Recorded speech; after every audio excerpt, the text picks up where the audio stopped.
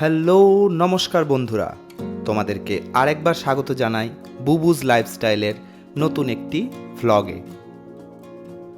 বন্ধুরা, তোমরা সবাই জানো যে আমি প্রত্যেক দিন মালদায় থাকলে বৃন্দাবনী মাঠে কার্ডিও করতে যাই, কিন্তু আজকে এসেছি একটা অন্য জায়গায়। এটি হলো মহানন্দা নদীর তীরবর্তী বাঁধ। দেখো বন্ধুরা, এখানে একটি ছোট্ট কালী মন্দির আছে। এই কালী মন্দির নিয়ে অনেক ঘটনা, সেইগুলো প্রত্যেক দিনের ছোট ছোট ভ্লগে তোমাদের সাথে শেয়ার করব। এখানে মায়ের কত ছোট মূর্তি এবং ভীষণ জাগ্রত মা। এখন মোটামুটি সকাল 6টা বাজে বন্ধুরা, কিন্তু দেখো এখনো সূর্যোদয় হয়নি। এখানে দেখো বন্ধুরা, একটা ছোট্ট নৌকা দেখা যাচ্ছে। এই নৌকাটিও কিন্তু বহুত দিন ধরে এখানে খেয়া পারাপার করে। এই দেখো, এখানে এবার সূর্যোদয় হচ্ছে। এখন বাজে ওই 6:15 মতো।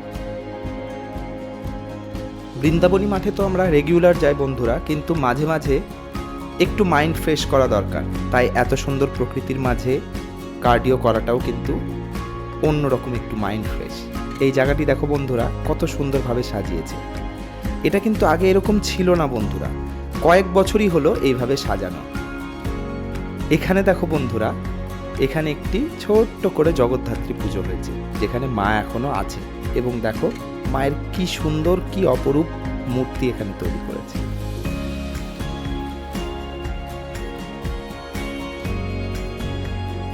ব্যাস, লেগে গেলাম নিজের কাজে।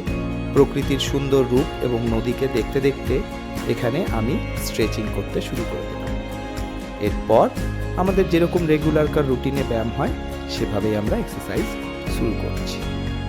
দেখো এখানে বন্ধুরা, বনি সূর্যোদয়ের সাথে সাথে কি সুন্দর এক্সারসাইজ করছে, আর জায়গাটি দেখতেও কত মনোরম লাগছে। আমিও কিছু কিছু এক্সারসাইজ করার পর এখানে স্কিপিং করে নিচ্ছি। আমি রেগুলারলি 500টা অন্তত স্কিপিং করি বন্ধুরা।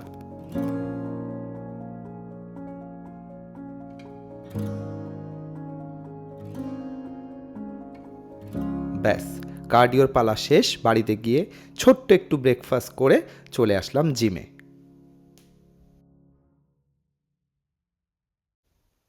আজ আমরা করছি ব্যাক এবং ট্রাইসেপের ওয়ার্কআউট।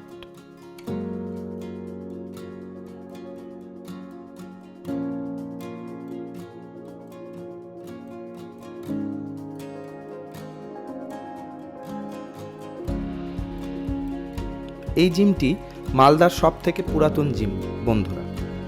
এখানে আমারই ব্যায়াম করা হয়ে গেল প্রায় 18 বছর, কারণ 2006 থেকে আমি এই জিমে ব্যায়াম করি।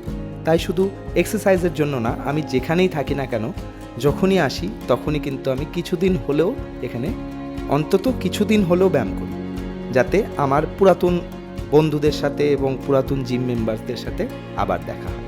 ব্যাস, জিম শেষ করে এবার যাচ্ছি বাড়ির দিকে বন্ধুরা। বাড়িতে এসে স্নান ধান করে আমি করে নিচ্ছি এখানে মা লক্ষ্মী, গণেশ এবং সরস্বতীর পুজো।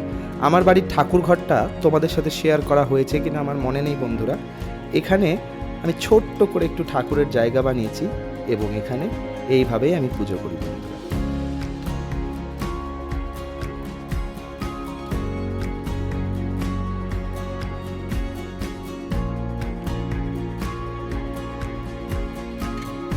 বছরে যখন সরস্বতী পুজো হয় তখন এই মূর্তিটি চেঞ্জ হয়।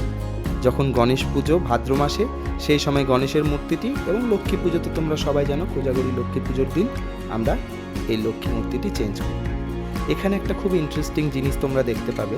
দেখো, আমি যে মহাদেব হিসাবে পুজো করি, এখানে শিবলিঙ্গও আছে, কিন্তু একটা বড় পাথর আছে। এটার স্টোরি আমি তোমাদের সাথে পরে কোনোদিন শেয়ার করবো বন্ধুরা।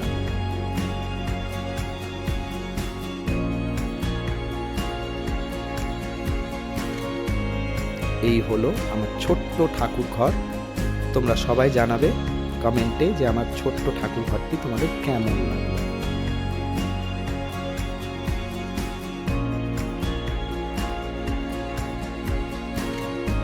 ঠাকুর পুজো হয়ে গেল, এবার শুরু করলাম রান্না।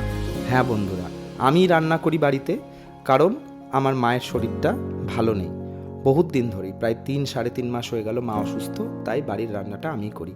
এখানে দেখো, আজকে আমি মাছ ভাজা এবং মাছের তেল দিয়ে বেগুন দিয়ে ভেজে নিয়েছি। খুব সুন্দর খেতে লাগে বন্ধুরা, কখনো করে দেখো, খুব ভালো লাগবে। এবং আলু ভাতে দিয়ে আমি আজকে দুপুরের লাঞ্চটা করে নিচ্ছি। এরপরে আর কি, এরপরে শুরু করে দিলাম গুবলির সাথে খেলা, কারণ গুবলির শরীরটাও কয়েকদিন ধরে ভালো যাচ্ছে না। তোমরা সবাই প্রেয়ার করো যাতে গুবলি সুস্থ থাকে। দেখা হচ্ছে বন্ধুরা পরের একটি ভ্লগে। আজকে এখানেই তাহলে শেষ করি। ভিডিওটি পছন্দ হলে লাইক করবে, শেয়ার করবে এবং যারা সাবস্ক্রাইব করনি তারা প্লিজ প্লিজ প্লিজ সাবস্ক্রাইব করে দেবে। টাটা বন্ধুরা।